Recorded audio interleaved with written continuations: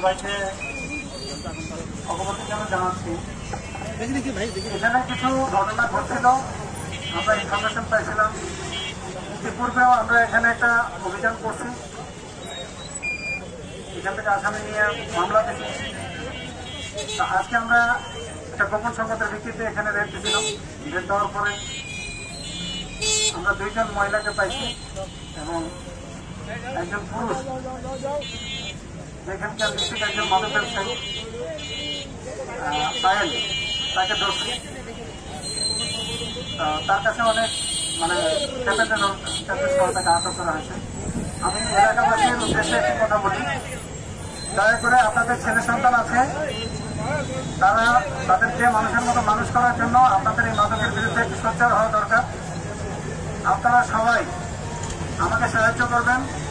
আমি মাদকের বিরুদ্ধে জিরো টলারেন্স। আপনাদের এলাকায় যদি কোনো মাদক ব্যবসায়ী থাকে আমাকে ইনফরমেশন দেবেন, আমি যথাযথ ব্যবস্থা নেব। আর এই মোড়ে, বিশেষ করে এই মোড়ে রাত 8টার পরে কোনো বহিরাগত লোক যদি এখানে আনাগোনা করে আমাকে জানাবেন প্লিজ। ধন্যবাদ।